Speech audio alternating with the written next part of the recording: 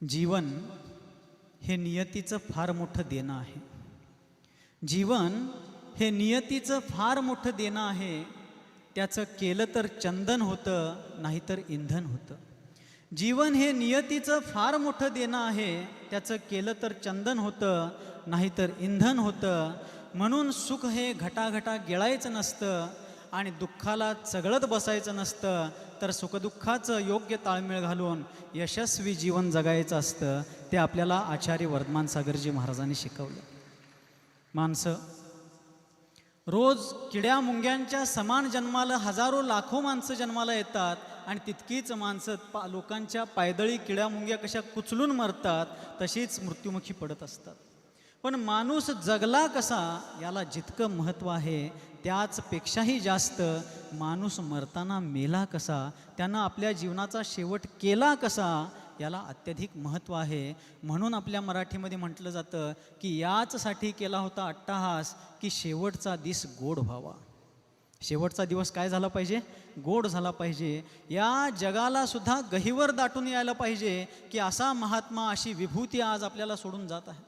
महाराजांच्या जीवनाबद्दल आता त्यांच्या स्नेही लोकांनी, त्यांच्याबरोबर बाल्यपणापासून जीवन व्यतीत केलेल्या लोकांनी, त्यांच्या जीवनातल्या इतर काळातही त्यांच्याबरोबर आयुष्य व्यतीत केलेल्या लोकांनी आपले विचार व्यक्त केले. त्याबद्दल फारसं बोलणं आत्ता योग्य वेळेला अनुसरून ठरणार नाही. परंतु महाराजांच्या जीवनातला जो संयम काळ होता, गुरुदेव सन्मतीसागर आचार्य देवांच्या चरणकमली समर्पित झाल्यानंतर त्या शिष्योत्तमानं आपल्या जीवनामध्ये सगळ्यात मोठी साधना जर कोणती केली असेल, मोठी साधना कोणती हो? भरपूर उपवास करणे, मोठमोठे शास्त्र रचणे, का आणखीन काय करणे?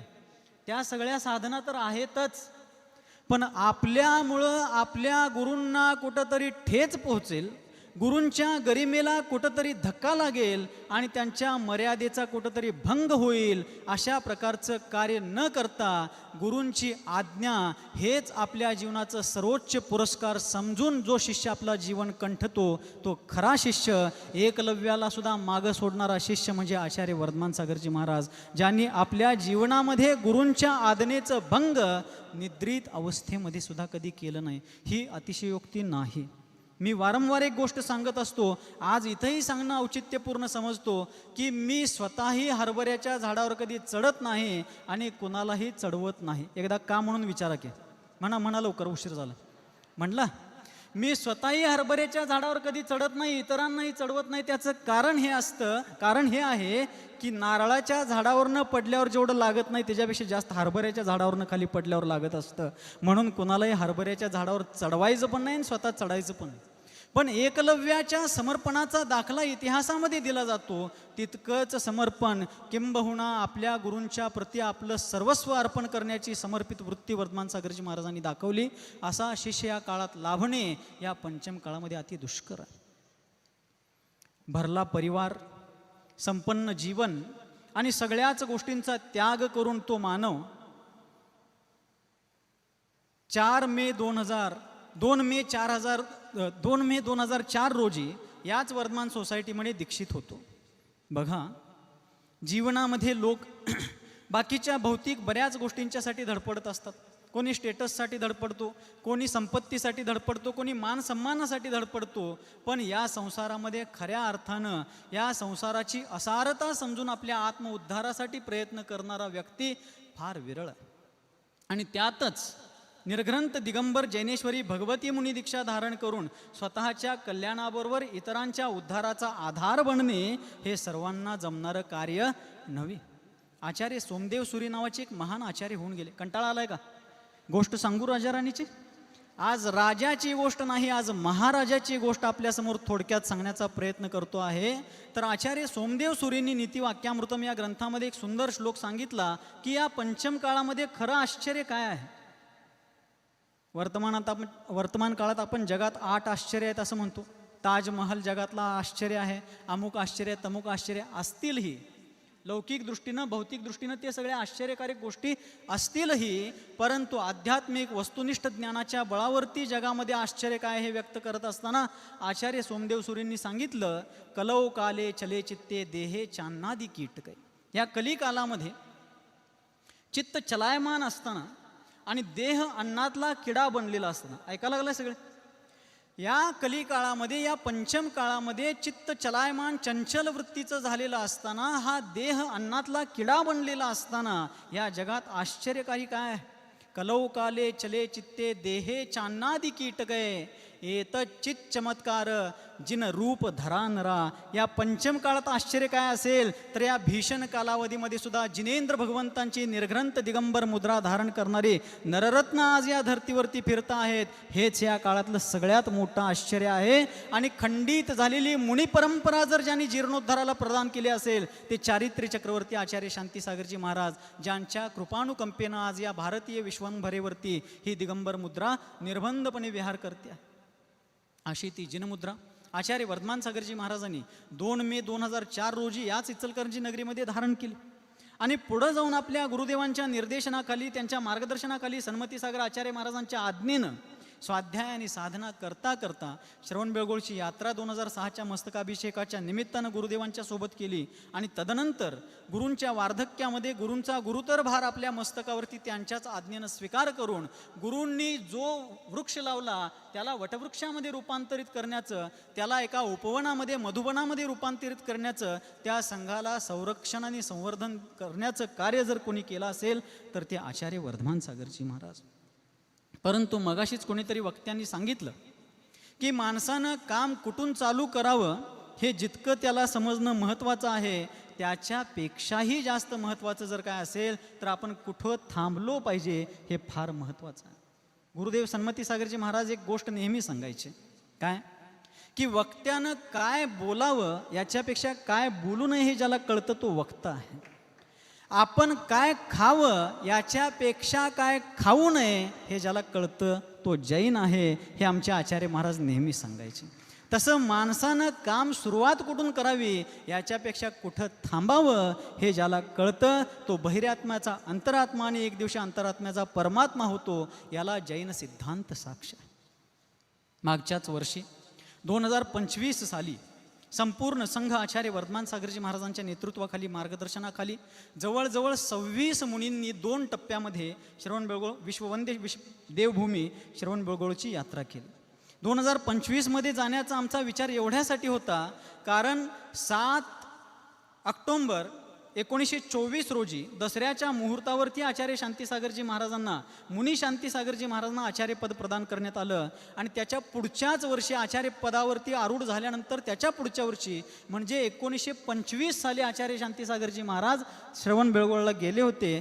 ते 1925ला गेले. आपण 2025ला जायचं म्हणून आम्ही मागच्या वर्षी श्रवणबेळगोळची यात्रा केली. संघाचा चातुर्मास आनंद त्या ठिकाणी संपन्न झाला. चारुकीर्ती स्वामीजींचं संपूर्ण सहयोग त्या ठिकाणी लाभला. तिथल्या श्रावकांनी यथोचित सेवा केली. आणि इतकंच नव्हे, सांगली, कोल्हापूर आणि बेळगाव जिल्ह्यातला संपूर्ण जैन समाज जो या संघाशी सदैव कनेक्ट आहे, त्या आबाल वृद्ध नरनारींनी त्या यात्रेमध्ये, त्याच्या अगोदरच्याही शिखरजी यात्रांमध्ये, आता कुंतलगिरीच्या या महामहोत्सवामध्ये आणि इतरही वेळी धर्मगिरीचं कोणतंही कार्य असू दे, या सर्व कार्यांमध्ये या विशेष करून 3 जिल्ह्यातल्या लोकांनी आणि इतरत्रही संघाचा जिथं जिथं मध्य प्रदेश, राजस्थान, गुजरात इत्यादी ठिकाणी विहार झाला तिकडच्याही लोकांनी, कर्नाटक सहित लोकांनी फार सहकार्य केलं. हे सगळं करत असताना जेव्हा श्रवणबेळगोळमध्ये 2025च्या मागच्या चातुर्मासाच्या शेवटच्या टप्प्यामध्ये संघस्थ मुनिश्री सुप्रभ सागरजी महाराज, जे आचार्य वर्धमान सागरजी महाराजांच्याकडून दीक्षित शिक्षित होते, त्यांना अचानकच शारीरिक वेदना निर्माण झाली आणि त्यांनी सल्लेखनेचा संकल्प केला. आचार्य वर्धमान सागरजी महाराजांच्या निर्यापकत्वामध्ये त्या ठिकाणी त्यांची जेव्हा सल्लेखना चालू झाली त्याही महाराजांनी इतकी सुंदर सल्लेखना साधली. त्यांनीही प्राण निर्गमनाच्या काही क्षण अगोदर हात वरती करून सांगितलं की मी आता चाललोय आणि मला उठवून बसवा. त्यांना उठवून बसवण्यात आलं. त्याचे सुद्धा फुटेज आज आमच्या लोकांच्याकडे उपलब्ध आहेत. आज लोक असे आहेत, मला टीका करायची नाही आहे, पण काही विशिष्ट मंडळी असे असतात की बहुतेकीने सगळं थापा मारायला लागल्यात वाटतं, दाबून बोलायला लागल्यात वाटतं. म्हणून आज मीडिया आणि टेक्नॉलॉजीचा सदुपयोग करणं सुद्धा गरजेचं आहे. सुप्रभ सागरजी महाराजांनी हात वरती करून सांगितलं की मी चाललोय आणि मला बसवा. बसवून त्यांनी प्राण सोडले. आणि त्या सल्लेखनेच्या वेळी वर्धमान सागरजी महाराजांनी त्या सुप्रभ सागरजी महाराजांचा पुरुषार्थ पाहिला आणि तेव्हा ते बोलून गेले की सुप्रभ सागरजी महाराजांनी आम्हाला इशारा दिलेला आहे, आम्हाला पुनश्च कुणीकडे गेलं पाहिजे ह्याची वाट दाखवलेली आहे. तेव्हापासून त्यांच्या मनामध्ये एक गोष्ट गच्च झाली की मलाही लवकरात लवकर सल्लेखना घ्यायची आहे. कंटाळा आलाय का? आणि मलाही सल्लेखना घ्यायची आहे हे तेव्हापासून त्यांच्या मनानं जास्त उचल खाल्ली. तेव्हापासूनच त्यांनी ठामपणे ठरवलं की मला लवकरात लवकर सल्लेखना घ्यायचे. आणि पुढं जाऊन वर्धमान सागरजी महाराज आचार्य देव जेव्हा पुनश्च विहार करून सांगली एरियामध्ये आले, तत्पूर्वीच त्यांनी श्रवणबेळगोळला जाण्यापूर्वीच आपलं दायित्व मी सोडतो आहे, पुढच्या पिढीला सोपवतो आहे, याची घोषणा चांद शरदवाडच्या पंचकल्याणकामध्ये 18 एप्रिल 2025 रोजी मागच्याच वर्षी केली होती. आणि तिकडून परत आल्यानंतर तिथंच घ्या तिथंच सोडतो म्हणत होते, पण मी त्यांना ठामपणे विनयपूर्वक सांगितलं होतं की नाही, श्रवणबेळगोळची यात्रा आणि तिथला ऐतिहासिक चातुर्मास तुमच्याच पावन सानिध्य मार्गदर्शनाखाली झाला पाहिजे, तुमच्याच छत्रछायेखाली झाला पाहिजे. आग्रहपूर्वक सांगितल्यामुळे त्यांनी शांत चित्तानं ते स्वीकार केलं. आणि तिकडून इकडं परत आल्यानंतर त्यांनी वारंवार सगळ्या लोकांच्या पाठीमागं, संघाच्या पाठीमागं एक लकडा लावला की मला लवकर यातनं मोकळं करा. बघा, आज माणसं कोमामध्ये जायच्या परिस्थितीत आली तरी सुद्धा अजून काहीतरी घेता येईल का, अजून काहीतरी मिळेल का? या शहराचं नाव काय आहे? इचलकरंजी. पण बरीच माणसं उचलकरंजी, दसऱ्याला करंजा कडकणे असतात का नाही, इचलकरंजी दिसेल तिथं उचलकरंजी करत आयुष्यभर शेवटी त्या पद्धतीनं जगण्याचा प्रयत्न करतात. पण जो व्यक्ती आपल्या जीवनामध्ये निस्पृह वृत्तीनं जीवन जगण्यासाठीच कटिबद्ध होता, त्या महामानवानं आपल्या जीवनामध्ये स्वेच्छेनं, बघा कधी कधी लोकांना जबरदस्ती करून पदं काढली जातात, जबरदस्ती करून त्यांना निवृत्त केलं जातं, पण वर्धमान सागरजी महाराजांनी निवृत्ती स्वेच्छेनं घेतली. याला कोणी मनुष्यच, फक्त मनुष्यच नव्हे तर सर्वज्ञ साक्षी आहे. आणि मग जेव्हा त्यांनी आचार्यत्वाचा त्याग करण्याचा प्रयत्न केला, किती निस्पृहता. मुनव्वर राणा म्हणून एक मुस्लिम कवी आहेत, त्यांच्या 2 ओळी मला आज वर्धमान सागरजी महाराजांच्या त्यागाच्या निमित्तानं आठवतात. ते म्हणतात, मैं अपने आप को इतना समेट सकता हूँ. हिंदी जरा जरा कळत असेल आपल्याला. मैं अपने आप को इतना समेट सकता हूँ. समेटणं म्हणजे आपला सगळा बाहेरचा सगळा व्यापार व्यवसाय सगळा उपद्व्याप आवरून आपलं स्वतःला स्वतःपुरतं आत्महितापुरतं संकुचित करून घेणे.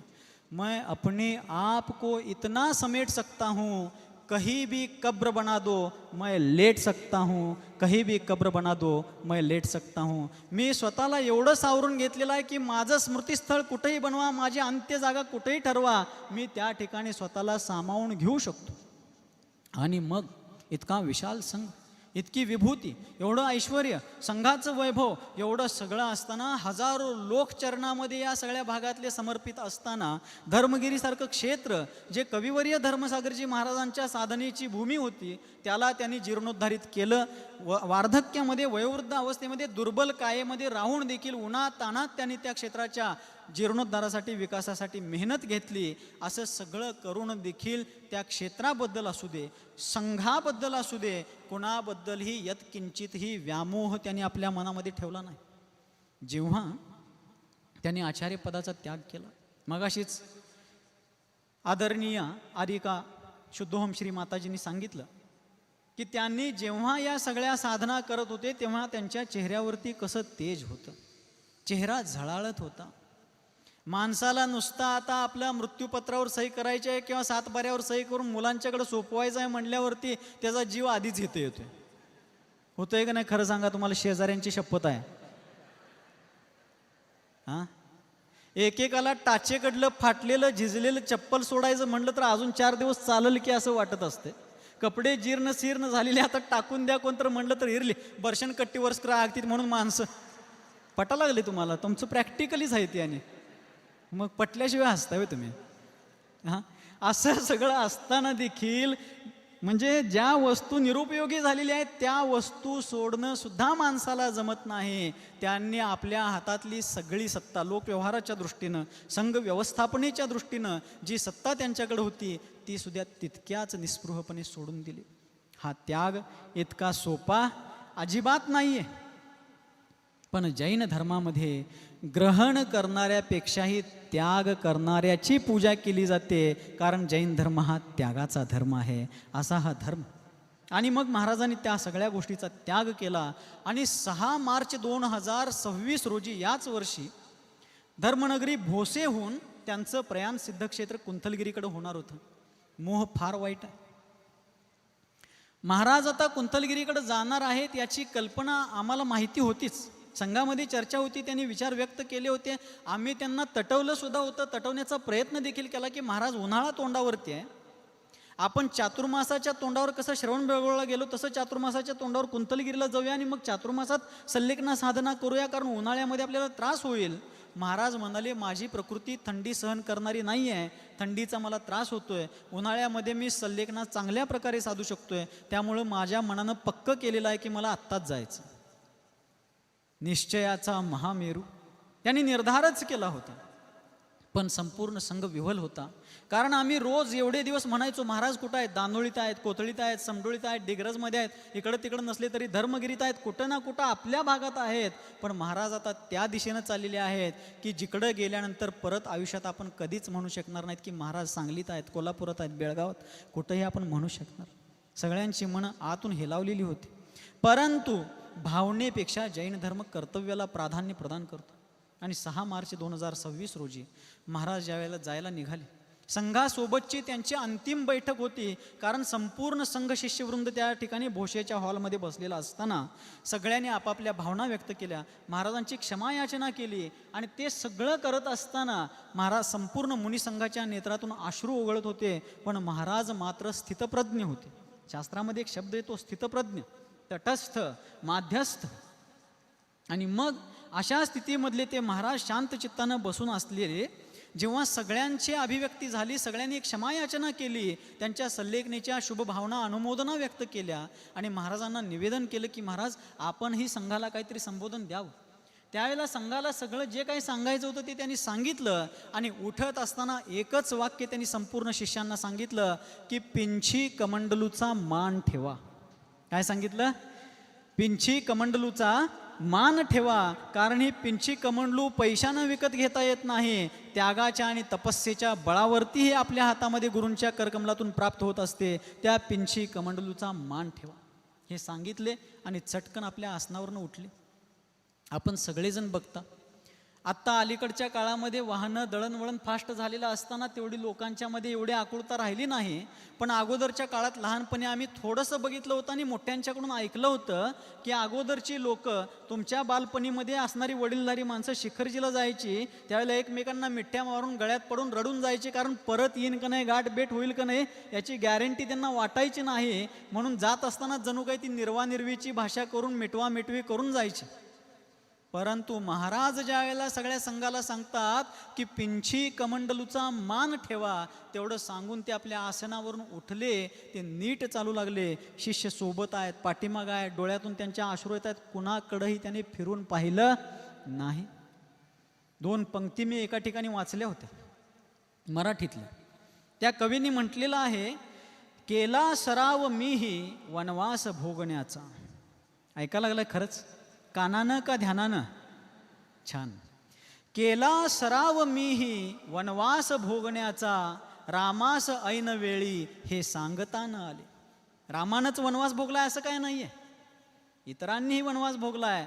पण वर्धमान सागर महाराज सुद्धा सगळा संघ भवनवास सोडून आता वनवासी म्हणजेच सल्लेखना साधनेसाठी जात होते. पण मागं वळून त्यांनी कुठल्याही शिष्याकडे बघितलं, जोपर्यंत बसले होते तोपर्यंत सर्वांना त्यांनी सांगितलं, सर्वांचं त्यांनी ऐकलं. पण उठून ज्यावेळेला चालू लागले कुणाकडेही बघितलं नाही. मंदिरात गेले. भोशामध्ये मूलनायक पार्श्वनाथ भगवान गर्भगृहामध्ये त्यांचा हात धरून मी ज्यावेळेला गेलो, सौभाग्यानं तिथंपर्यंत जात असताना त्या ठिकाणी महाराज जेव्हा खाली बसून गवासनातून भगवंतांना नमोस्तु करतात, एकच हुंदका त्यांच्या तोंडातून बाहेर पडला. एकदाच मी तो हुंदका त्यांच्या तोंडातून ऐकला.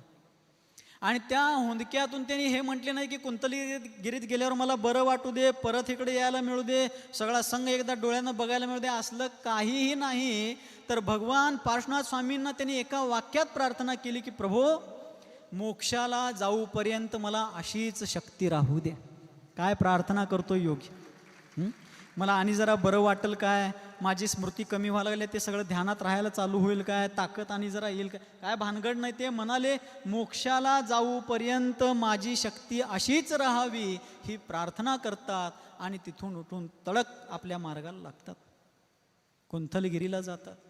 कुंथलगिरीला संघ जात असताना आपण सर्वांनी शाळेमध्ये एक धडा ऐकलेला आहे, वाचलेला आहे की द्रोणाचार्यांनी आपल्या कौरव पांडव शिष्यांची परीक्षा घेत असताना झाडावरती एक पक्षी बांधलेला होता. ती कथा सांगत बसत नाही, पण ज्यावेळेला सगळ्यांना विचारलं, कोण म्हणतोय डोंगर दिसतंय, कोण म्हणते झाडी दिसतंय, कोण म्हणते अमुक दिसतंय तमुक दिसतंय, पण अर्जुनाला ज्यावेळेला विचारलं गेलं त्यावेळेला अर्जुनानं सांगितलं की मला फक्त काय, मौन आहे काय, लक्ष ह्या मंडपात आहे काय तिकडल्या हां. आणि मग अर्जुनाला ज्यावेळेला विचारण्यात आलं, अर्जुन म्हणाला गुरुदेव मला फक्त त्या पक्ष्याचा डोळा माझं साध्य तेवढंच दिसतंय. मग ज्यावेळेला महाराज कुंथलगिरीला चालले होते, पंढरपूर जवळ गेल्यानंतर जैनवाडी म्हणून एक गाव आहे त्या ठिकाणी, पंढरपूर जवळच. आपल्या सांगली, कोल्हापूर, बेळगाव जिल्ह्यातलेच लोक जाऊन त्या ठिकाणी वसलेले आहेत. आणि त्या लोकांनी वाटेत येऊन महाराजांना, सिद्धांतसागर महाराजांच्या नेतृत्वाखाली तो विहार चालू होता. आणि मग ज्यावेळी सिद्धांतसागर महाराजांच्याकडे येऊन लोकांनी आग्रह धरला की महाराज असं पंढरपूर मार्गे जाण्याऐवजी जैनवाडी मार्गे गेलात तर फार फरक पडत नाही, अंतर जास्त वाढत नाही, पण आमच्या गावाला महाराज आता सल्लेखनीसाठी चालले आहेत, तर जाता जाता त्यांचे चरण लागावेत, एखादा दिवस सानिध्य मिळावं. सिद्धांतसागर महाराजांनी दोन्हीकडून जात असताना अंतर किती कमी जास्त होतं हे पाहिलं, फारसा फरक पडत नाही लक्षात त्यांच्या ज्यावेळेला कन्फर्मली आलं, महाराजांनी निर्णय घेतला काय नाही जाता जाता जाऊया. जैनवाडीला ज्यावेळेला महाराज गेले आणि 5-7 किलोमीटरचं अंतर वाढलंय हे चर्चा करता करता लोकांच्या चर्चेतनं महाराजांना, वर्धमानसागर महाराजांना जेव्हा ऐकायला मिळालं, त्यावेळेला त्यांनी ठामपणे सिद्धांतसागरजी महाराजांना सांगितलं की मला पहिला कुंथलगिरीला पोचवा आणि मग तुम्हाला कुठं विहार करायचा आहे ते करा. म्हणजे फक्त कुंथलगिरी कुंथलगिरी आणि कुंथलगिरीशिवाय त्यांना काहीही डोक्यात नव्हतं. मग तुम्हाला बऱ्याच लोकांना प्रश्न पडला असेल की महाराजांनी सल्लेखना घेतलेला असताना सुद्धा आम्ही दर्शन तिथं येऊन केलो, त्यांच्या शरीरामध्ये एवढं पुष्ट शरीर दिसत होतं, धातुबळ एवढं दिसत असताना पण त्यांनी सल्लेखना घेतली का? तर त्यांच्या सल्लेखनेची मुख्य 2 कारणं, त्यापैकी प्रधान कारण होतं की त्यांची स्मृती कमी होत चालली होती आणि दुसरं कारण शारीरिक दुर्बलता. पण दुर्बलता हे दुय्यम दर्जाचं कारण होतं, प्रधान कारण होतं ही विस्मृती. आणि महाराजांचं म्हणणं होतं की मी दीक्षा घेतलोय, मी मुनी आहे, मी महाव्रती आहे, मी सल्लेखना घेतलोय, मी अन्नजलाचा त्याग केलोय, हे सगळं केल्यानंतर जर माझ्या लक्षातच राहणार नसेल आणि भ्रमित अवस्थेमध्ये जर माझे प्राण सुटणार असतील तर तशा जगण्यापेक्षा मला स्मरण असताना जायचं आहे.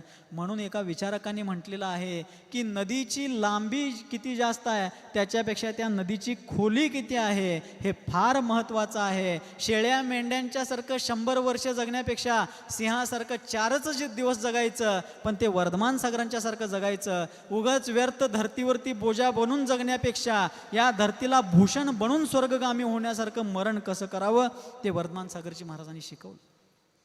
ज्यावेळेला ते निघाले, भोशातून जात असताना आम्ही आग्रह केला होता की महाराज आपण चालला आहात, पण सांगलीचं पंचकल्याण काय, बेडगचं सिद्धचक्र विधान आहे, अमुक गावचा अजून कार्यक्रम आहे, अगोदरच ठरलेल्या त्या गोष्टी आणि दिलेल्या शब्दामुळे लगेच तुमच्या सोबतच मला येता येत नाही आहे, पण कृपा करून आम्ही येऊपर्यंत आपण आम्हाला येण्याची संधी द्यावी. तेव्हा सिद्धांतसागरजी महाराजांचा आज मी ऋणी आहे. त्यांनी मला शब्द दिला होता की तुम्ही येऊपर्यंत मी महाराजांना गडबड करू देत नाही. आणि मग सांगलीचं पंचकल्याणक 6 मे ते 11 मे रोजी संपन्न झाल्यानंतर शेवटच्या दिवशी मंचवरून उठूनच तिकडच्या तिकडं आम्ही नेहा आम्हाला लाभतोच. आणि आम्ही ज्यावेळेला त्याच वेळी इकडं आड तिकडं विहीर अशी परिस्थिती निर्माण झाली आणि श्रुतसागरजी महाराज आचार्य वर्धमान सागरजी महाराजांच्याकडून दीक्षित असणारे त्यांचंही स्वास्थ्य अचानक गंभीर स्थितीला प्राप्त झालं. त्यावेळेला पूज्य आचार्य महाराज वर्धमान सोसायटीमध्येच होते, खंडेलवाल म्हणजे आपल्या पद्मप्रभू मंदिरामध्ये होते. त्यावेळेला आम्ही त्यांना संपर्क करून निवेदन केलं की महाराज आम्ही कुंथलगिरीला चाललोय, तिकडं जाणं आमचं कर्तव्य आहे, पण इकडंही महाराजांचं स्वास्थ्य बिघडलं आहे. कृपा करून आपण आपल्या कार्यक्रमात कुठं ॲडजस्ट होत असेल तर जरा कसबे डिग्रजला जाऊन त्या महाराजांच्या सल्लेखनेमध्ये निर्यापक आचार्याचं दायित्व जर घ्याल तर आमचं संपूर्ण टेन्शन, आमची चिंता दूर होईल आणि आपण कृपा करावी. असं निवेदन केल्यानंतर त्या कृपामूर्तींनी आपल्या शिबिराच्या आणि इतरही कार्यक्रमांना बाजूला करून स्वतः वयोवृद्ध अवस्थेतही उन्हाळ्यामध्ये विहार करून कसबे डिग्रजमध्ये जाऊन पूज्य शपकराज श्रुतसागरजी महाराजांच्या अत्यंत उत्कृष्ट सल्लेखना साधण्यामध्ये सिंहाचा वाटा उचलला. त्यांच्याप्रती आम्ही सदैव कृतज्ञ आहोत, ऋणी आहोत. असाच स्नेह त्यांचा लाभत राहो. माताजींचा स्नेह तर आमच्याप्रती आहेच, कारण गर्भाधान क्रियारहित त्या आमच्या धर्ममाता आहेत. आणि अशाच प्रकारे त्यांनी ती संलेखना तिकडं सांभाळली. आम्ही कुंतलगिरीला पोचल्यानंतर जेव्हा महाराजांची प्रोसेस चालू झाली, ओंजळ होत नव्हती, तरी देखील थोडा थोडा आहार ते ग्रहण करत होते. फक्त एकच धान्य, 2 फळं आणि बाकीचं लिक्विड. करता करता ज्या वेळेला 12-13 जूनची तारीख आली, त्यावेळेला त्यांनी धान्याचाही त्याग केला, फळाचाही त्याग केला आणि फक्त ताक पाण्यावरती आले. कशावरती? ताक आणि पाणी. आणि 18 तारखेला जूनच्या सर्वार्थ सिद्धी योग आहे आणि मी त्या दिवशी संपूर्णपणे त्याग करणार, असा त्यांनी दृढतापूर्वक संकल्प व्यक्त केल्यावरती सिद्धांत सागरजी महाराज आणि मी त्यांना दोघांनी सांगितलं की महाराजजी, संलेखना तर घ्यायचीच आहे, त्याचसाठी आपण इथं आलो, पण ऊन दांडगा आहे, एकदम सोडल्यानंतर आपल्याला त्रास होऊ नये, सावकाश जाऊ. त्यांनी दृढ होते पण हट्टी नव्हते. त्यांनी ते काय नव्हते, हट्टी नव्हते, दृढ होते. त्यांना सांगितल्यानंतर त्यांनी म्हणले ठीक आहे. आणि 18 तारीख आल्यानंतर त्यांनी ताकाचाही त्याग केला आणि 19 तारखेपासून ते 22 तारखेपर्यंत 4 दिवस फक्त थोडं थोडं जल ग्रहण केलं. आणि 23 तारखेला ज्या वेळेला आम्ही आग्रह धरला की महाराज आणि थोडे दिवस पाणी घेऊ, नाही, आज मी संपूर्ण पाण्याच्याही त्यागाचा संकल्प या संघाच्या साक्षीने, देशभूषण कुलभूषण भगवंतांच्या साक्षीने करतोय, असं त्यांनी आम्हा सर्वांना सांगून टाकलं. त्यावेळी आम्ही त्यांना पुन्हा पुन्हा विनवणं की महाराज आणि थोडे दिवस जरा थांबूया का? तेव्हा महाराज म्हणाले की भाडेकरीसारखं असणारं हे शरीर आहे, या शरीरात मी भाड्यानं राहिलो आणि एखादा भाडेकरू जर घर सोडत नसेल तर मालक अगोदर नोटीस देतोय, नोटीसीनं ऐकला नाही तर धक्के देऊन बाहेर काढतोय. हे शरीर मला सोडल्यानंतर मी जाणार नाही. काही भाडेकरू स्वाभिमानी असतात, मालकाची लक्षणं बघून ते अगोदरच घर सोडतात. तसं मी या भाड्याच्या घराची लक्षणं बघितलोय, ते मला सोडायच्या आधी मीच त्या घराला सोडून स्वाभिमानानं जाणार आहे, कारण लाचारीचं जीवन जगणं माझ्या रक्तात. हे त्यांचे वचन आहे. 23 तारखेपासून त्यांची यमसल्लेखना चालू झाली. 22 जूनला त्यांनी शेवटचं जल घेतलं आणि 23 तारखेपासून ते 5 जुलै 2026 पर्यंतचा 13 दिवसांचा जो कालावधी त्यांनी जगला आणि आम्ही पाहिला, याची देहा याची डोळा, त्यांनी ते जगून धन्य झाले, आम्ही ते बघून धन्य झालो, अशा प्रकारची सल्लेखना महाराजांनी साधली. किती शांत परिणाम. वर्धमान सागर महाराज, मी या मंचवरून सांगू इच्छितो की पहिलाचे वर्धमान सागर महाराज आणि सल्लेखना काळातले वर्धमान सागर महाराज याच्यात जमीन आसमानाचा फरक होता.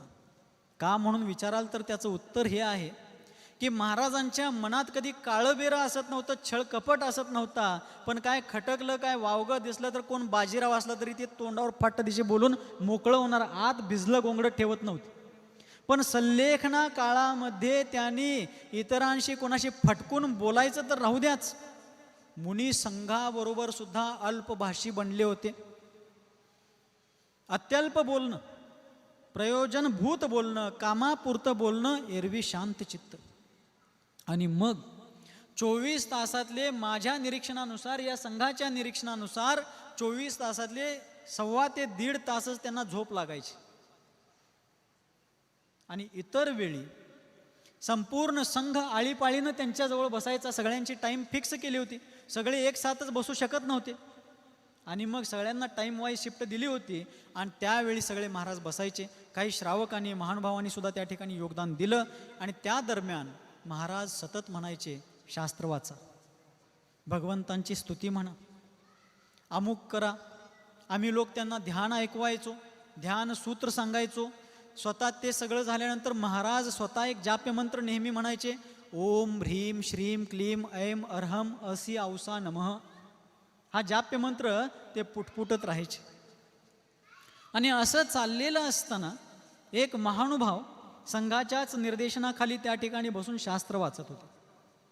आणि ते आले आणि पटकन बसून त्यांनी शास्त्र खोलून वाचायलाच चालू केले. जागृती काय असते, जागृत सल्लेखना कशी असते, तर त्यावेळी एक 5-10 मिनटं चालेल ना, अजून महाराजजींचं पण होणार आहे. ಇಂದು ಛಜ್ಗ ಅನ್ನ ಸಾರು ಎಲ್ಲ ಐತಿ ಯಾನ್ ಮನ್ಯಾಗ ಭರಡೆ ತೋಸೋದಿಲ್ಲ ನಿವಾಂತ್ಕೊಂಡ್ರಿ. आणि मग महाराज आकडे आणि त्यात ನಿಮ್ಗೆ ಹೆಂಗೇನು ಗೊತ್ತಾ, ಅದು ಬಿ ಮಾಹಿತಿ ಇರಕತ್ತೈತಿ, ಯಾಕಂದ್ರೆ ನಿಮ್ಮ ಮ್ಯಾಗ ನಮ್ದೆಲ್ಲ ಕೆಲಸ ಐತಿ. आणि मग ज्यावेळी ते महानुभाव डायरेक्ट शास्त्र खोलून वाचूच लागले, त्यावेळी सल्लेखनीच्या 8व्या 9व्या दिवशीची घटना असेल. महाराजांचा आवाज क्षीण झालेला होता. यम सल्लेखनं चालू असतानाच्या 8व्या 9व्या दिवशी महाराजांनी त्यांना बोट करून सांगितले की अगोदर कायोत्सर्ग करून श्रुतभक्ती आणि आचार्य भक्ती म्हणून स्वाध्यायाची स्थापना करा, मग वाचायला चालू करा. आज माणसं सारखं सलायन चालू आहे, पाईपमधनं घालाल्यात, तोंडातनं घालायला लागल्यात, इकडनं घालाल्यात, तिकडनं घालायला, तरी सुद्धा त्याला कशाचं भान नाही. हे महाराज 8व्या 9व्या दिवशी म्हणतात पहिला जिनवानीची स्वाध्यायाची स्थापना भक्तिपूर्वक करा आणि मग वाचायला चालू करा. कसली सल्लेखन, संपूर्ण जागृती. मगाशीच डॉक्टर गौतम गुंडे साहेबांनी सांगितलं की कोणतंही उच्चारण वाचत असताना कुणाकडूनही चुकलं, यांना 2 वेळा त्यांनी सांगितलं प्रतिक्रमण वाचत असताना उच्चारण तुमचं चुकलेलं आहे. किती सततची सावधानता, सततची जागृती. सल्लेखना ज्या वेळेला त्यांनी घेतली, 23 जून रोजीचा एक प्रसंग सांगायला विसरलो मी. सल्लेखनेच्या बाबतीत एक नियम आहे की ज्यावेळी साधक पूर्णपणे अन्नजलाचा आजीवन त्याग करतात, यमसल्लेखना धारण करतात, त्यांचं संस्कारारोहण केलं जातं. आणि त्या विधीमध्ये संस्कारारूढ झालेल्या त्या साधकाचे पाय दक्षिण दिशेला, दक्षिण इकडं आहे काय, दक्षिण दिशा कोणीकडं आहे, इकडं आहे. सल्लेखना घेतलेल्या त्या क्षपकाचे पाय. आता तुम्हाला प्रश्न पडेल की क्षपक म्हणजे काय. क्षपक राजा सल्लेख शब्दांचा उल्लेख केला जातो. वास्तविक क्षपक ह्या शब्दाचा अर्थ आहे कर्मांचा क्षय करणारा, कर्मबंधनाचा नाश करणारा. आणि तो शब्द मुख्यत्वे तद्भव मोक्षगामी जीवांना क्षपक श्रेणी आरोहण करत असणाऱ्या जीवांच्यासाठी प्रयुक्त आहे. पण आज या काळामध्ये ते श्रेणी आरोहण करण्यासारखे परिणाम आणि सहननरूप निमित्तादी नाही आहेत. परंतु त्या दर्जाची साधना आज सल्लेखना काळामध्ये केली जाते. म्हणून सल्लेखनाधारी जीवांना क्षपक किंवा क्षपकराज अशा अत्यंत बहुमानात्मक शब्दाने संबोधलं जातं. आणि मग शपकाचे पाय यमसल्लेखनेनंतर दक्षिण दिशेला केले जातात आणि डोकं उत्तर दिशेला ठेवून त्यांना झोपवलं जातं. लक्ष देऊन ऐकायचं. कशाय सल्लेखना, सल्लेखनेचे 2 प्रकार आहेत, काय सल्लेखना आणि कशाय सल्लेखना. सल्लेखना शब्दाचा अर्थ आहे सतलेखना. सत म्हणजे देवशास्त्र गुरूंच्या आज्ञेनुसार समताभावपूर्वक तत्वश्रद्धा सम्यक दर्शन ज्ञान चारित्र्यपूर्वक. लेखना म्हणजे कमी करणे. काय कमी करणे, काय आणि कशाय. काय म्हणजे शरीर, मन वचन काय म्हणतो ना आपण, काय म्हणजे शरीर, शरीराला कृश करणे ही काय सल्लेखना आहे. आणि संसार भ्रमणाची मूळ कारणांपैकी एक असणारे कशाय भाव, क्रोधादी भाव यांना कृश अर्थात क्षीण करणे ही कशाय सल्लेखना. वर्धमान सागर महाराज तर कृश काय झालेच होते, पण कशाय सल्लेखना त्यांनी कशी साधली. 23 जून रोजी दुपारच्या सुमुहूर्तावरती त्यांना संस्कारारूढ केल्यानंतर सायंकाळी जेव्हा ते दक्षिणेकडे पाय करून झोपलेले असताना, झोपले म्हणजे नुसता लवंडलेले होते, जागेच होते. आणि स्वतः मी त्यांच्यासमोर बसून त्यांना ध्यान ऐकवत होतो, ध्यान सूत्र सांगत होतो. आणि योगायोगानं लक्ष द्यायचं. आता हा चौरंग म्हणजे वर्धमान सागर महाराज इथं झोपलेले आहेत, त्यांचे पाय इथं दक्षिणेला आहेत, डोकं इथं उत्तरेला आहे. मी त्यांच्या पलीकडं डोक्याच्या पाठीमागं म्हणजेच पश्चिम दिशेला बसलेलो आहे. आणि सिद्धांत सागरजी महाराज त्यांच्या पायाजवळ बसले होते. लक्ष देऊन समजून घ्यायचं आहे, फार महत्त्वाचा प्रसंग आहे. आणि महाराज सिद्धांत सागरजी त्यांच्या चरणाजवळ बसलेले आहेत, ध्यान चालू होतं. महाराज अजून उठून बसू शकत होते स्वतः पहिल्या दिवशी यमसल्लेखनीच्या. आणि आम्ही ध्यान साधना सांगत असताना सगळेच डोळे झाकून बसलेलो आहे. तेवढ्यात महाराज स्वतः किती सावकाशपणे स्वतःच कधी उठले आणि पाय दक्षिणेच्या ऐवजी उत्तर दिशेला करून कधी झोपले आम्हाला कोणाला लक्षात सुद्धा आलं नाही. इतक्या सजगतेनं हळूवार. थोड्या वेळानं जेव्हा सिद्धांत सागर महाराजांनी डोळे उघडून बघितले, त्यांचे पाय त्यांनी तिकडं केलेले आहेत. त्यांना वाटलं असेल की ह्या अंगावरती झोपून थोडं वेदना होत असेल म्हणून त्यांनी कूस बदलले असेल, म्हणून तिकडं कदाचित कन्फ्युजन असेल दिशेचं म्हणून पाय तिकडं केले असावेत. थोड्या वेळानं ध्यान विसर्जित केल्यावरती सिद्धांत सागर महाराजांनी त्यांना विचारलं की महाराज आपल्याला पाय या दिशेला करायचे, तुम्ही तिकडं का केला. ज्या अनघड दगडासमान असणाऱ्या शिष्याला गुरु रूपामध्ये त्यांनी घडवलं, आकार दिला, दिशा दिली, मार्ग दिला, मार्गावर चालण्याची शिदोरी दिली, त्या शिष्यानं विचारलं की पाय दक्षिणेला पाहिजेत, तुम्ही तिकडं का केला? दिशा लक्षात येत नाही आहे का? आपल्या कन्फ्युजन आहे का? त्यावेळेला वर्धमान सागरजी महाराज, कशाय सल्लेखणीला जगणारे वर्धमान सागरजी महाराज म्हणतात की तुम्ही तिकडं बसला होता, तुमच्याकडं पाय कसं करू म्हणून मी उठून माझे पाय इकडं केलो, ज्याला त्यांनी पायावरती उभं केलं त्याच्याकडं मी पाय कसे करू? इतकी विनम्रता, इतकी मार्दवता, जिवंत मार्दव धर्म. धर्माच्या व्याख्या करणं फार सोपं आहे, पण धर्म जगणं फार अवघड आहे. कशाय सल्लेखन. सल्लेखना काळामध्ये 7-8 दिवस गेल्यानंतर शरीर अत्यंत दुर्बल झालं होतं, स्वतःहून उठणे बसणं आता अशक्य झालं होतं. आम्ही लोक कोणी तिथं असू ते त्यांना उठवून बसवायचो जेव्हा त्यांना अनुकूल असायचं, कधी झोपायचे तर झोपवायचो, करायचो. पण ते करत असताना दुर्बल शरीराला हालचाल करताना कधीतरी त्यांची चिडचिड व्हायची. पण त्यावेळी थोडीशी चिडचिड झाली तर लगेच 5-7 सेकंदात स्वतःला सावरून तिथं उपस्थित असणाऱ्या महाराजांना ते किती वेळा तरी म्हटले की माझी जरा चिडचिड झाली, ती व्हायला नको होती. बघा, मरण सामोरे असताना अशा प्रकारची जागृती, अशा प्रकारची उर्मी. सल्लेखनीचा 11वा दिवस होता. बऱ्याच घटना आहेत पण घड्याळ मर्यादा दाखवत आहे. हे अजून 1 तास सांगितलं तरी संपणार नाही. सल्लेखणीचा 11वा दिवस होता आणि सकाळच्या वेळी सगळा संघ त्यांच्या भोवतीनं बसलेला असताना मी त्यांना ध्यान सांगत होतो. आणि ध्यान सांगत असताना, ध्यान सूत्र सांगत असताना मध्येच त्यांना थोडी स्फूर्ती यावी होतीच, पण आणि जरा त्यांना उत्साह वाढावा म्हणून मी त्यांना ध्यानामध्येच सांगितलं की हे क्षपकराज, ही ती वीरभूमी आहे जिथं चारित्र्य चक्रवर्ती आचार्य शांतीसागरजी महाराजांनी मृत्यूला सुद्धा मातीत लोळवलं, त्याच्या छातीवरती बसून त्यांनी त्या मृत्यूवरती विजय मिळवला. त्याच वीरभूमीमध्ये आज आपण सल्लेखना धारण केलात आणि त्याच वंशाचे तुम्ही अंश आहात एवढं सांगून शांतीसागर स्वामींचं हे भजन म्हणायला चालू केलो. तेवढ्यात मृत्यूशय्यावरती पडलेले त्या व्यक्तीनं 5-6 वेळा शड्डू मारलेला व्हिडिओ आपण बघितला असेल. आज मी गर्वानं सांगू इच्छितो, जगात लोक कुस्तीच्या आखाड्यामध्ये एकमेकाविरुद्ध, हे तर बघा टी व्हीवरती दाखवायला बघा तुम्हाला आता तेच दृश्य. काही सेकंद तिकडे लक्ष द्या स्क्रीनवरती. हे शड्डू मारायला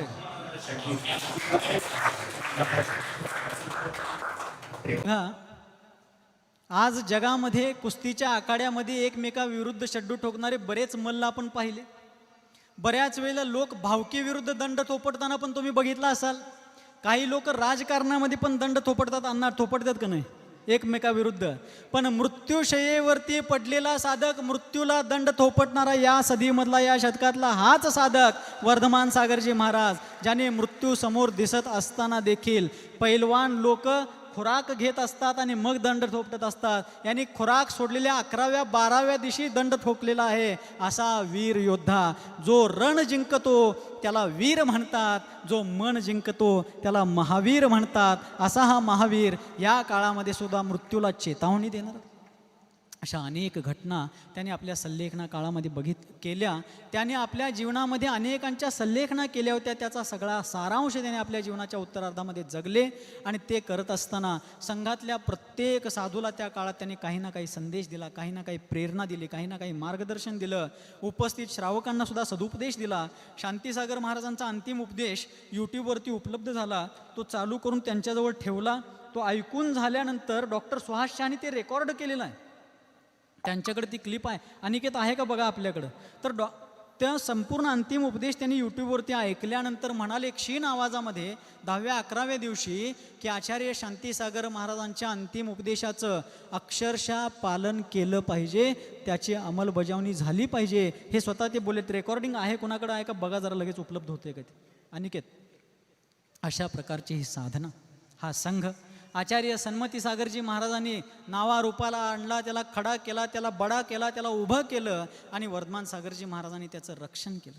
हा संघ मी पूर्ण अभिमानानं पण आत्मविश्वासानं सांगत असताना सत्याच्या कसोटीवरती सांगू इच्छितो की हा संघ सर्वसामान्यांचा संघ आहे. मोठमोठ्या लोकांना बघून आशीर्वाद देणारा आणि बाकीच्या लोकांना बाजूला सारणारा हा संघ नाही आहे. इथं अशोक पाटणीजी जेवढ्या सन्मानानं बसू शकतात तेवढाच एक साधा शेतमजूरसुद्धा इतक्याच सन्मानानं इथं बसू शकतो. ही शिकवण सन्मती सागर आचार्य महाराजांची, तीच वर्धमान सागर महाराजांनी पुढे नेली, तीच आम्हा लोकांना वारसा रूपानं दिली. हा संघ या भागात इतके वर्ष आहे पण कधीही कोणत्याही सांप्रदायिक मुद्द्यावरती या संघामुळे वांद झालेलं नाही आहे. कोण जलाभिषेक करतोय आनंदानं करा, कोण पंचामृताभिषेक शास्त्रानुसार करत असाल शुद्धतापूर्वक द्रव्यक्षेत्र कालभावाच्या शुद्धतेनं अवश्य करा.